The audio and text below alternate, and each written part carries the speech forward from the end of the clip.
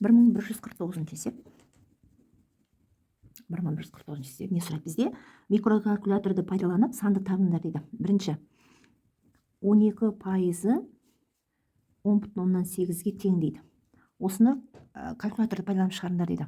Калькулятор пайдаланып шығарған уақытта кәдімгі мына жолға салсақ та болады. Бөлу 12%, 100% ғой, иә? Осыны калькулятормен орындап көрсетесіздер, көрінетін шығар мына жерде.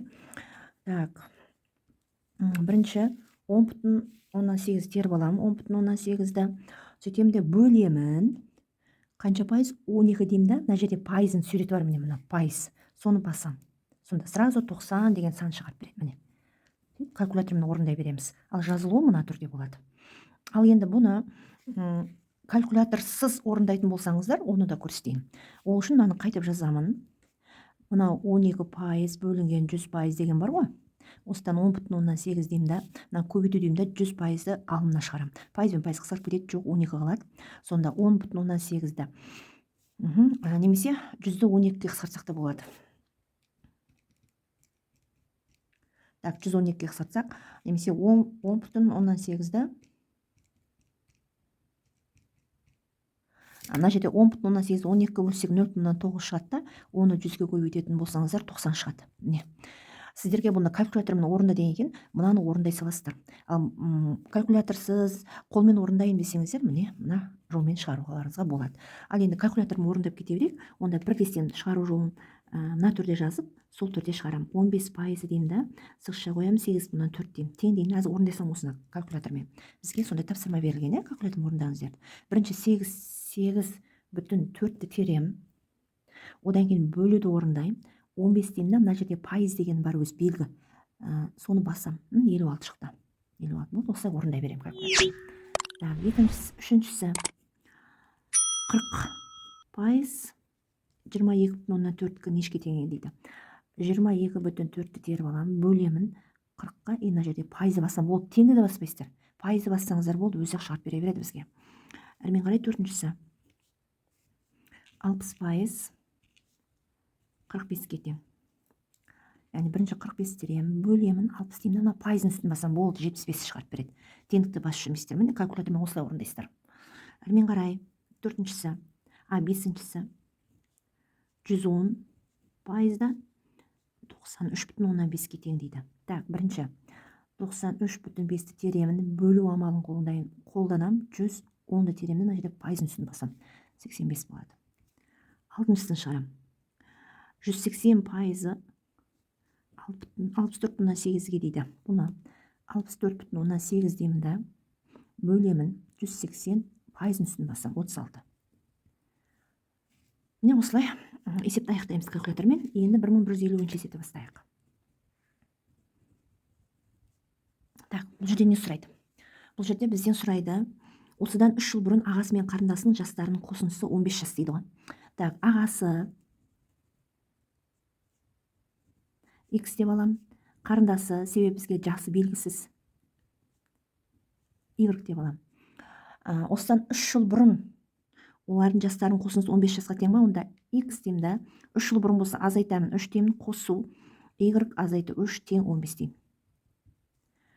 Енді ары қарай осыдан кейін 9 жылдан соң олардың жастарының қосындысы қанша болған дейді. 9 жылдан кейін олардың жастарының қосындысы қанша болған дейді. Енді мен амалдарды орындаймын. X плюс Y деймін. Мына минус 3 пен минус 3 қосылады екеуі минус 6-ны береді, тең 15 болады. X қосу Y 15, мына 6 мына жаққа плюс болып өтеді. X қосу Y тең 21 болады. Енді 9 жылдан соң олардың жастарының қосындысы қанша болады дейді ғой бізге.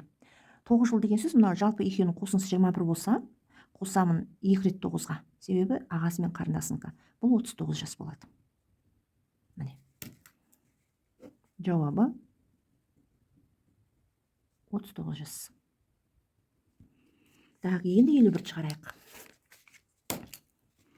1151. Проценті бойынша шаманы табыңдар деді ғой.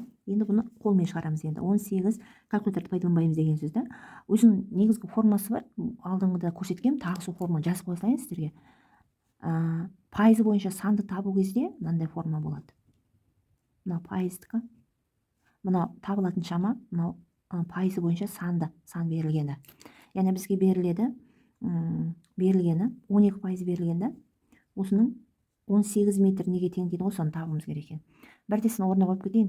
18-ді бұның орнына қоямын да, сонда 18 бөлу п-ның орнына 12%-ді қоямын.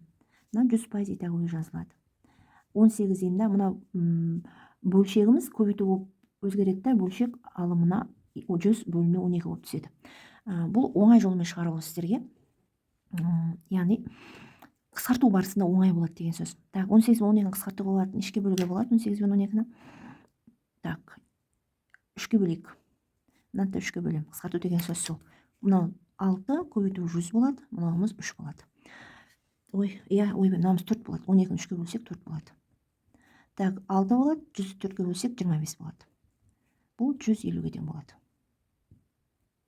Яғни 150 деген санның 12% 18-ге тең деген сөз.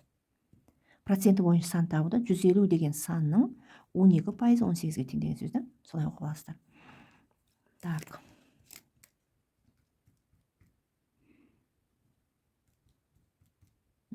Ары қарай 75 метрдікін табамыз енді. 75 пайыздарын жазбай қойсақ та болады. Пайыздарын жазып жатудың қажеті жоқ. Бөлеміз 12-ге. Ал бұны да оңай жолмен шығаруға болады. 75 12 нешке қысқарады? 3-ке бөлінеді. Қысқарта салайық оны. Немесе 75-ті 100-ге көбейтіп 12-ге бөлуге де болады бірдестен. 100-ге көбейтсек 7500 12-ге бөлеміз оны. Так. Бөлу жолын көрсетейін.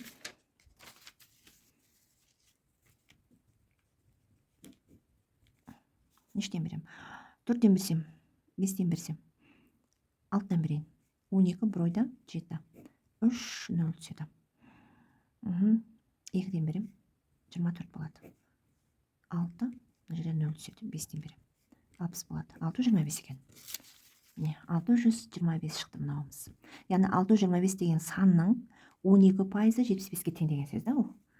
Әрмен қарай. Енді екіншісі осының 5,6 8%-ын тап деп жатыр бізге. Көбейтем 100-ге. Мына кері бөлшек айналады ғой. Бөлік көбейтіп айналады да, мына кері бөлшек айналады. 100 алымнан 8 бөлінме түседі. Бұны алдыңғы сабақтарда өтілген бұл тақырыптардың бәрі алдыңғысын қарайтын болсаңыздар, тез оқып аласыз. Бұл ереже, бұл заң осылай шығады. Так, әрмен қарай.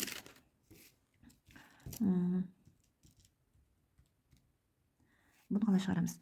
Яғни 56 5,6-ны 8-ге бөлсек 0,7 болады. Оны көбейтеміз 100-ге. 1 сан 2 сан 70 болады.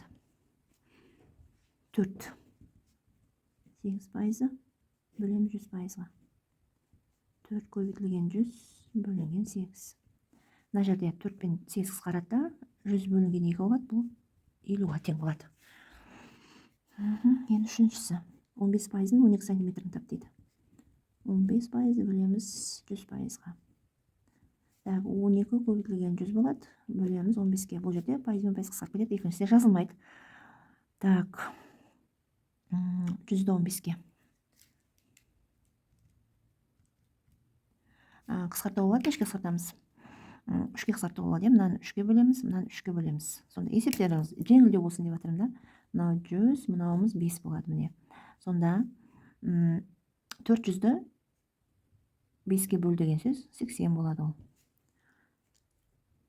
Үшіншісі 2,7-ның 15%-ын тап деп жатыр. Көбейту 100. Үлкен бөлшек қылсайық 15 болсын.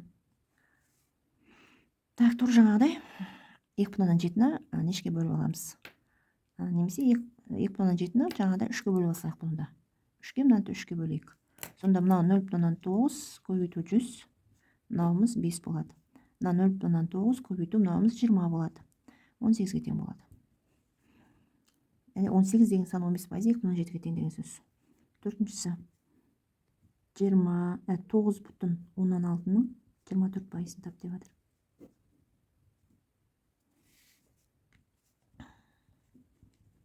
Жүзге бөлеміз 24-ге. Ал бұны қайтесіздер? Көбейте салайық. Мынаны 100-ге көбейтетін болсақ, 1 сан 2 саннан кейін өтірін қайырамыз, 1 сан 2 сан 24-ке бөлеміз. 4, 16, 8, 9, 40 болады.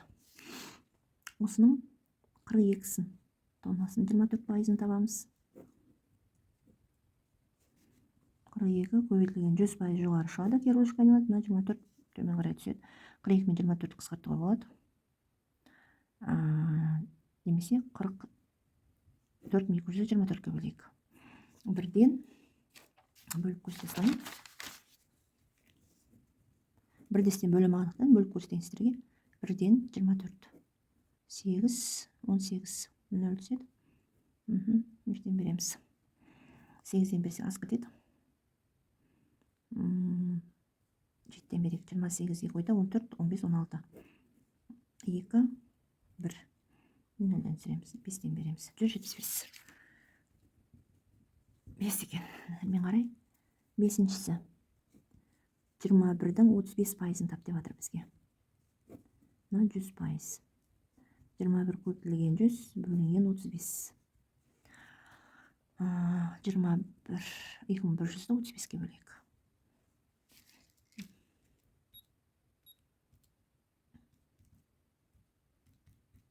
Екен. 60-дан болады. Осының 11,2-ның 35%-ын табамыз. 100%-ға. Так, 11,2 көбейту 100 бөлу 35 болады. Так, көбейтеміз 100-ге, 35-ке бөлеміз.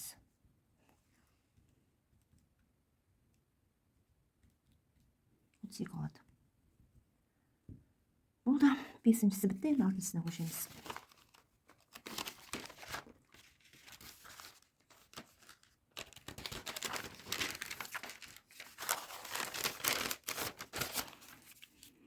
Осы есептің 6-шысы 15 центнердің 75%-ын тап деп жатыр. 100-ге. Так, 15 болады, көбейтілген 100 алымына шығады, 75 бөлшектің бөлімі түседі. 15 пен 75 қысқарады. 15-ді 15-ке бөлесін. 1 болады.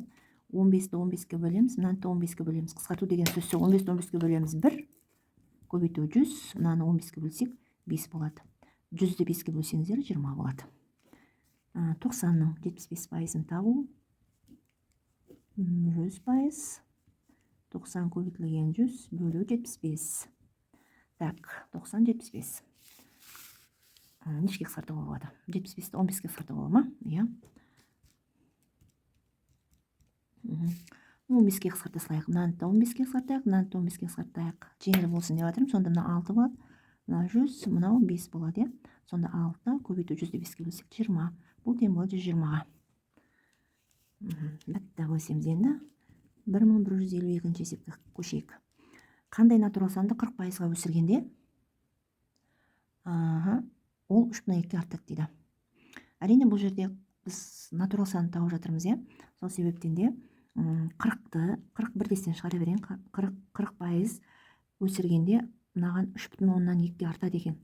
Ал енді 100%-дағы натурал санды табуымыз керек та. Вот олай болатын болса, x натурал санымыз болатын болса, 3,2 пропорциямен шығарып көрсетейін. Бұл жерде өткенде түсіндіргенде мынандай болып көбейтіледі. Яғни 3,2-ні 100-ге көбейтеміз, 40-қа бөлеміз деген сөз. Бұдан 40-қа бөлеміз, пайызбен пайыз қысарып кетеді, нашаға жазылмайды, сонда 8 деген саны шығады. Болды. Немесе тур жаңағыдай ғой, мынаған ұқсап шығара саламыз, осыны мынаған ұқсап шығара саламыз да. Былай жазылады. Форма бойынша мен бірде пропорциямен шығарсаңыздар да болады, өз еріктеріңіз, осылай жазсақ та болады. Форма қойып шығарам десеңіздер де болады. Мына форма қойып шығарсаңыздар да болады. Тағы бір көрсете салайын. Екінші жол. Білесіздер ғой бұл форманы. Көрсетіп жүрмін ғой қайта-қайта есеп шығарған уақытта. Біздің таблат жабамыз A2 қой, сол себептен A B-ның орнына 3,2 бөлінген 40%, 100% да. Doğru осы есеп қой. Мен көбейтіледі 100-ге, бөлінеді 40-қа, тең 8 сан шығады міне. Өз еріктеріңіз. Мына жолмен шығарсаңыздар да болады, бірінші тәсіл. Немесе мына дайын форма арқылы шығарсаңыздар да болады. Мына бірінші тәсіл. Мына форма бойынша. Екінші тәсіл. Екеуін біреумен шығара бересіздер, өз еріктеріңіз, иә. Бәрін көрсетіп жатырмыз екі тәсілді. Ал енді 1153. 3-ті көрсетейік. 1153-те не дейді? Тік төртбұрыш нені дейді? Тік төртбұрыш берілген. Ені А 6 см. Ұзындығы, бұл оның ұзындығының 75%-дай дейді. Тік төртбұрыштың ауданын табыңдар дейді. Яғни Б осы 6 см-дің 75%-дай болса, тұр анау форманы қолданамыз. 75%-ға бөліп 100-ге ол және бөлінеді деген сөз. Яғни берілгенде сразу жазып қойдым. Тік төртбұрыш сызауды берілгенде жазып қойдым. Осыны жаза отырып шешу деп шығарсаңыздар да болады. Несін табуымыз керек? Ауданын табуымыз керек екен. Так, аудан формуласы А көбейтілген Б. А ені, Б ұзындығы. Сонымен Б-ны табу үшін 6-ны бөлемін 75%-ға бөлу 100%. Сонда 6 көбейту 100 бөлу 75 болады. Бұдан 600-ді 75-ке бөлсеңіз қанша болады? Так, 8 болады. Сантиметр міне. Енді орнына апара саламыз. А 6 см, мынау 8 см, тең болады 48 см квадрат. Мына дәреже, мына өлшем бірліктер көбейтіліп, екеуі бірдей ғой, көбейтіліп 2 дәрежені береді. Ал енді 1154-ші есепке қарайық. 1154-ші есепте не дейді? Шофер 5 күндік жоспарын 15%-ға артық орындаса болды ғой. 100%-ға қосамыз 15-ті, бірдесін жаза саламыз оны. 115%-дық орындаған. Осы күнде 5 күн ішінде 1133,4 тонна бидай тасыған. Шофер бір күнде жоспардан артық неше тонна бидай тасыды? Шофер бір күндік неше тонна бидай тасығандығын табуымыз керек. Ал енді 5 күндігімізді 115 болса, яғни 5 күндіктегі мынаны өз алдына тауып аламыз. Так, бөлеміз 115%-ға, бөлеміз 100%-ға. Мына өзгенше жазылады да, арасы көбейту болады, 100 алына шығады, 115 бөлшектің бөліміне түседі. Сонда бұл 116 тонна екен. Енді мынау 5 күндік, мынауымыз. Соның 115%-ын 5 күнді орындаған, сол себептен де мынадан алып тастаймыз 116-ны. Азайтатын болсақ 17,4 бидай, тонна бидай бар. Ал енді біз 5 күндік қомнан бәрі. Бір күндікте қанша тонна бидай тасығанын табу үшін 17,4-ті бөлеміз 5-ке. Бұдан кеп шығады 3,148 тонна бидай. Бір күндік. Жауабы 3,148 тонна бидай. Бір күндік. Ал енді 1155-ші есепті көрсете салайын. 1155-ші есеп. Теңдеудің натурал сан түбірін бөлгіштер жұбын іріктеу тәсілімен табыңдар дейді. Бұл есеп мынандай болады. 36-ның бөлгіштерін жазайық бірінші. 36-ның бөлгіштері. Қос нүкте алып қояйық. Немесе теңдеп қояйық. Бөлгіштер 1-ге бөлінеді. Нешке бөлінеді? 2-ге бөлінеді. 3-ге бөлінеді. 4-ге бөлінеді. 6-ға бөлінеді. 12-ге бөлінеді. Тағы нешке бөлінеді? 14-ге бөлінбейді, 15-ге, 16-ға бөлінбейді, 18-ге бөлінеді. И 36-ға бөлінеді бөлгіштері. Енді осының жұбын іріктеу тәсілімен табыңдар дейді. Осы бөлгіштердің ішінен x-ның орнына апарып қойған уақытта 36 шығу керек қой. Мысалы 2-ні қояйық, 2-ге 5-ті қоссақ 7, 7-ні 2-ге бөлсек 14. 36 шықпайды, дұрыс па? 3-ті қояйық, 3-ті қойсақ 8, 24 шықпайды. 4-ті қояйық. 4-ті қойып тексерейік. 4 қосу 5, 36. Мына 4 көбейту 9 тең 36. Міне 36 тең 36. Сонда теңдеудің түбірі x-тен 4-ке тең екен. Жауабы осы екен міне. Осылай табасыздар. Бұл дұрысы. Ал қалғандары x-ның орнына қоятын болсаңыздар 36-ға тең болмайды. Сол себептен 4 қана дұрыс теңдеудің түбірі бола алады екен. Түсінбесеңіздер, мысалы 2-ні қойып көрейік. Мысалы үшін 2-ні қойып тексерейін. x орнына 2 қосу 5 тең 36. 2 көбейту 7 тең 36. 14 тең 36. Екеуі тең емес, дұрыс па?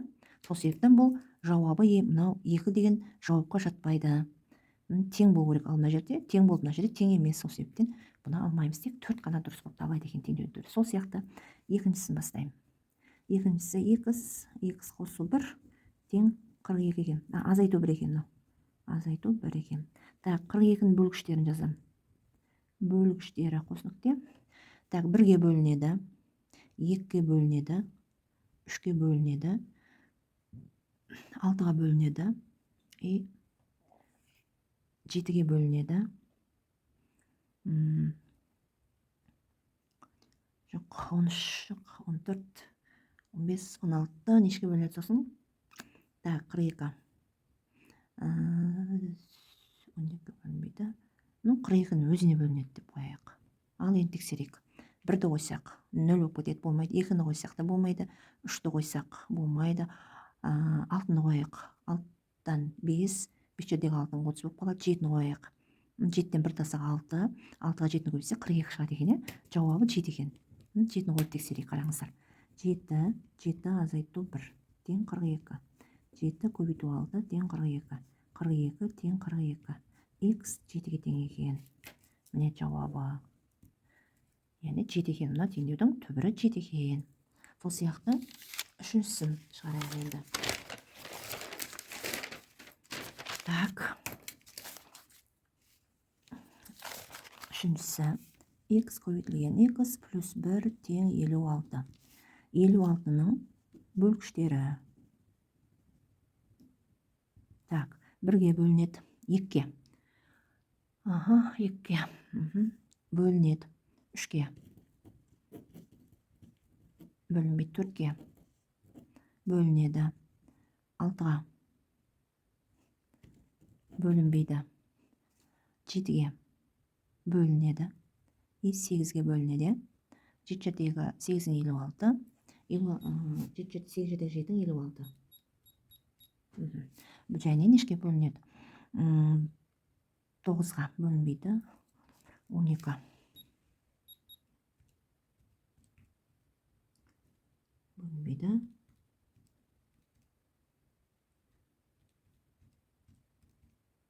Так, 12 13-ге бөлінбейді. 14-ге бөлінеді екен. 56 бөлу 14. Так, 14-ге бөлінеді. 15-ге бөлінбейді, 16-ға бөлінбейді.